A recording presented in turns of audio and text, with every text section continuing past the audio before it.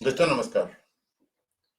दोस्तों आज आपके सामने एक ऐसा विषय लेकर के आया हूँ, जो स्वाधीन भारत के इतिहास में कभी-कभी होता है, घटता है। हुआ ये है कि बॉम्बे हाई कोर्ट की नागपुर बेंच के जस्टिस रोहित देव ने कल यानी शुक्रवार को ओपन कोर्ट में अनाउंस किया कि उन्होंने अपने जजशिप से इस्तीफा दे दिया है। बाद में प्रेस वालों से बात करते हुए उन्होंने बोला कि ये मेरा पर्सनल रीजन था और मैं अंडर प्रेशर काम नहीं कर सकता। ये एक अभूतपूर्व घटना है। इसके बारे में वकील होने के नाते मैंने कल से काफी कुछ सोचा और सोच करके ये मेरे दिमाग में ख्याल आया कि मैं आपके सामने कुछ शेयर करता हूँ। आपको ये बता देता हूँ कि बॉम्बे हाई कोर्ट के जस्टिस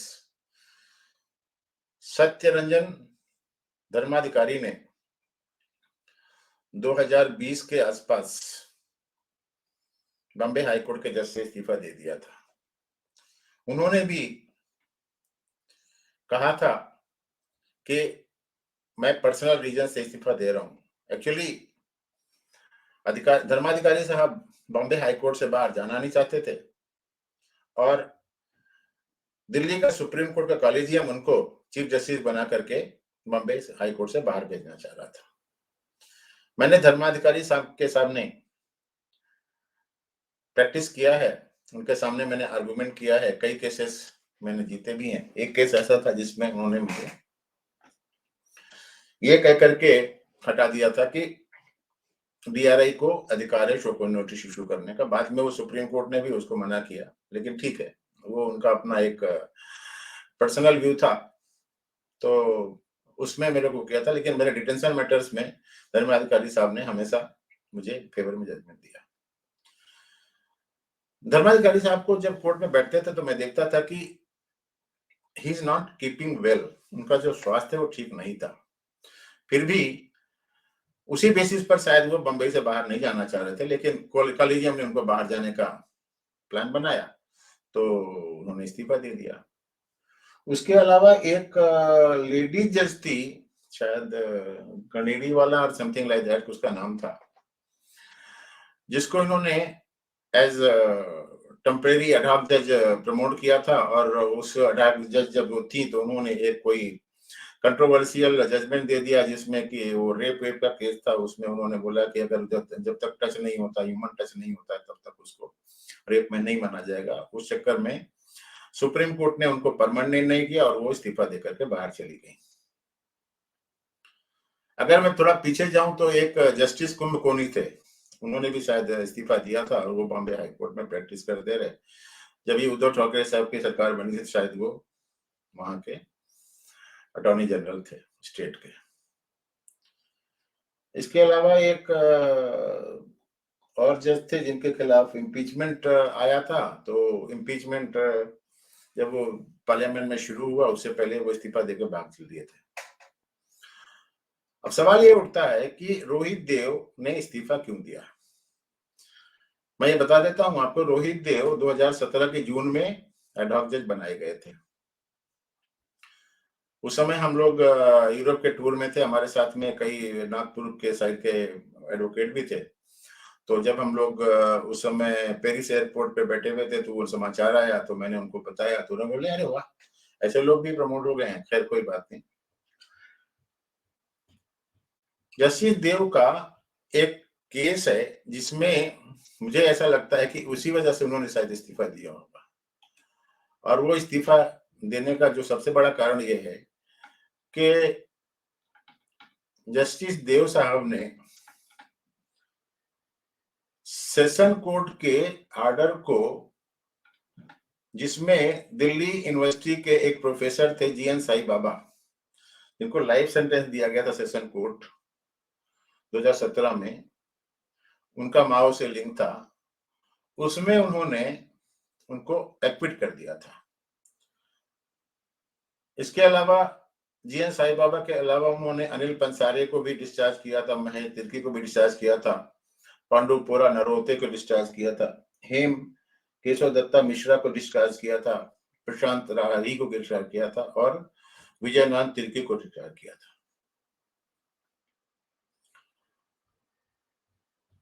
जैसे ये जजमेंट आया था तो महाराष्ट्र गवर्नमेंट उसको लेकर के सुप्रीम कोर्ट में चली गई और सुप्रीम कोर्ट ने उसमें स्टे लगा दिया था। जस्टिस देव ने यह बोला था कि उसमें वैलिड सैंक्शन ऑर्डर नहीं है और बाकी कुछ और भी उन्होंने मतलब ऐसी चीजें बोली थी जिसके हिसाब से उस ऑर्डर को महाराष्ट्र गवर्नमेंट ने सुप्रीम कोर्ट में चैलेंज किया और सुप्रीम कोर्ट ने उसके ऑर्डर को स्टे कर दिया। सुप्रीम कोर्ट ने इसमें बोला था कि हाई कोर्ट ने मेरिट में नहीं गया और वैसे ही उनको टेक्निकल ग्राउंड भी इसको बोलते हैं, लॉ भाषा में टेक्निकल ग्राउंड बोलते हैं, उसमें उनको डिस्चार्ज कर दिया। अप्रैल महीने में, इस साल अप्रैल महीने में 2023 में सुप्रीम कोर्ट ने जस्टिस देव के ऑर्डर को सेटिस्फाइड कर दिया और बॉम्बे हाई कोर्ट को उसको रिमांड किया केस को और ये बोला कि किसी दूसरे बेंच को ये दिया जाए। अब दूसरी बेंच यानी नागपुर बेंच जो है बॉम्बे हाई कोर्ट की, उसने पिछले हफ्ते ही इसकी सुनवाई शुरू की थी।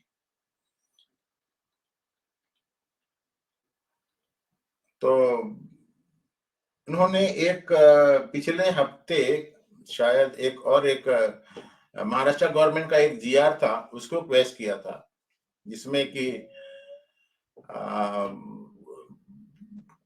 स्टे किया था रादर, जिसमें वो no penalty action against the contractor of Samruddhi expressway का कुछ समस्या था और इसमें यह था कॉन्ट्रैक्टर जो है वो illegal excavation of minor mineral के बारे में काम करते हैं नागपुर बॉम्बे समृद्धि एक्सप्रेस वे पे।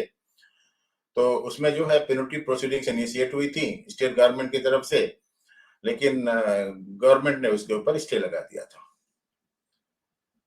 जस्टिस देव ने बोला कि formidable substantial allegation level against the contractor had order stay on the GR, तो जस्टिस देव ने उसको वो कर दिया था। अभी यह है कि सुप्रीम कोर्ट का कॉलेजियम किस तरीके से काम करता है, किस तरीके से जजेस को अपॉइंट करता है, किस तरीके से उनका मनमर्जी तरीके से ट्रांसफर कर देता है। कोई पंजाब वाला होता है उसको इलाहाबाद भेज देते हैं, इलाहाबाद वाले को कर्नाटका या केरला भेज देते हैं और किसी को दिल्ली से जो है कलकत्ता भेज देते हैं, ये सब चल रहा होता है। खैर,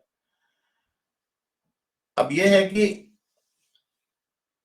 स्टेट होम मिनिस्टर जो है हमारे महाराष्ट्र के देवेंद्र फडणवीस का, ये समृद्धि एक्सप्रेस है वो ड्रीम प्रोजेक्ट है।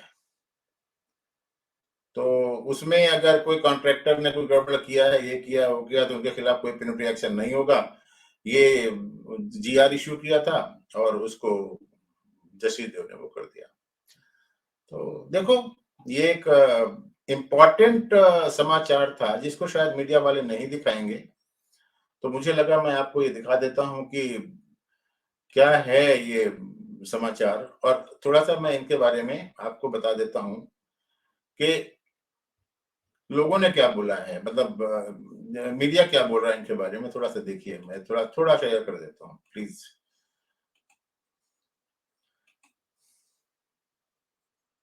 मैंने गूगल में रोहित देव किया, जस्टिस रोहित देव टाइप किया तो आ गया था कि ये क्या बोल रहे हैं। इंडियन एक्सप्रेस बोल रहा है बॉम्बे हाई कोर्ट जज quits announced decision in open court. ये 5 घंटे पहले के समाचार है, ऐसे कल का है, इन्होंने फिर से कुछ अपडेट किया होगा। जस्टिस रोहित, हिंदू बोल रहा है, justice Rohit Bombay high court who discharge professor Sai Baba resign. ये एक दिन पहले का न्यूज है, ये वायर की न्यूज है। I can not work against my self respect, justice Rohit Dev और बॉम्बे हाई कोर्ट बोल रहे हैं। Who is justice and why did resign करके सब समाचार आ रहा है। और इसके अलावा देखें मोर न्यूज भी, देखते हैं क्या होता है। Hindustan Times, I apologise to each one of you, Bombay high court justice Rohit Dev resigns. Bar and bench बोल रहा है who resign, who is justice Rohit Dev. ये सब जो मैंने बताया उसके बारे में लिखा होगा, इंडियन एक्सप्रेस की न्यूज है। Justice Rohit Dev delivered many key verdicts in the 6-year tenure. Can't work against my self-respect. Bombay High Court resigns. ये अच्छा ये बता दूं, ये 2017 में प्रमोट हुए थे, 2025 में ट्रायल होने वाले थे, अभी 2023 चल रहा है, यानी कि अभी इनके पास 1.5 साल कुछ और था। ये हिंदू की खबर आ गई, तो ये समाचार है जिसको आपको बताना था। Resignation of open court room, ये वही है। 5 point on justice Dev Bombay high court who resign in open court. इसमें क्या बोल रहा है, थोड़ा देर पढ़ते हैं क्या बोल रहे हैं ये। ये एनडीटीवी है, थोड़ा सा अंदर तक घुस जाता है, क्या करता है, होता तक गवर्नमेंट के अगेंस्ट ही है, लेकिन फिर भी देखें क्या होता है, क्या बोल रहा है। अरे कहाँ गया पहला पॉइंट, क्या है भाई बताओ तो। ठीक है 63 मान लेते हैं, दूसरा क्या है।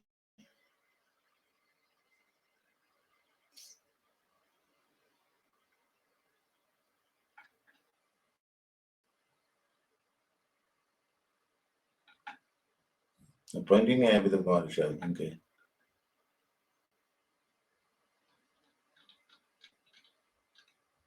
तो ये तो इनकी साइट है, पता नहीं, चलो और भी देखते हैं। सब जगह पर क्या बोलेंगे, परसेंटेज के अलावा और क्या बोलेंगे वो। Compromise settled Bombay High Court judge who acquitted G and were Mauling suddenly announces sanction in his courtroom. Declare sanction in open court. ये सब बोल रहे हैं, justice Bombay high court resign from this. और क्या है, justice Rohit Dev Bombay branch Bombay high court, Rohit Dev announces resign, justice Rohit Dev announces sanction open court, ठीक है। जस्टिस और जस्टिस रिजाइन सारी विषय justice Bombay high court resign cannot work under surface meet। ये मीट बोल रहा है, मीट मीट में क्या, क्रिएट हिस्ट्री विद डेस्टिनेशन, क्या है इसमें देखें।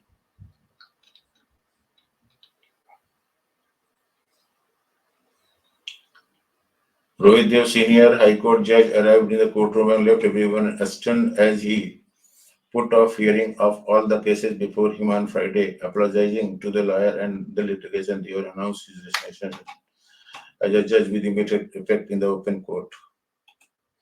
He also sought forgiveness for those who were present in the court. I apologize to the करके हो गया now आगे क्या, बस शरीर मौत करके बोल रहा है। A report in Times of India, however, stated that they rejected these claims by some lawyers. The justice was quoted as saying he had never disclosed the reason for his resignation to anyone and neither made a statement regarding self-research. I just told them that all of them are like my favorite men. And quoted lawyer present in the courtroom as saying that it was perhaps the first time in history that she has made this. The report stated that Nagpur lawyer attributed his move to the sudden transfer order issued by the SC registry on the recommendation of the Supreme Court Collegium on Thursday. Okay. Report stated that Nagpur lawyers attributed his move to the sudden transfer order issued by the SC registry on the recommendation of Supreme Court Collegium on Thursday, in which he was given the option to move to. However, stated that they himself only said that the reason was due to personal reason. I spoke to the अच्छा ये किया है। Justice however refused to reveal the reason behind his sudden move, saying that it was purely personal decision. I had first emailed it to them and then sent a hard copy by post in the morning itself. Copy was also marked to Chief Justice of India Dhananjay Chandrachud and Bombay High Court Chief Justice Devendra Upadhyay. He was quoting as saying, before making a result public, they surprised his fellow judges on Friday morning when he skipped the online ceremony of Justice Anil Pansari's appointment as permanent SC judge. According to time, the justice arrived when the judges were sitting for the customary. He dropped the bombshell when they asked him why he had missed the tea. He shocked the shocked judges asked why and requested him to reconsider, which said he had already made up his mind. The lawyer were quoted. The court stated that during an interaction with High Court Bar Association members of the chambers, many advocate became emotional while pleading with him to stay on. Even the judge grew emotional while speaking to them and wept before departing.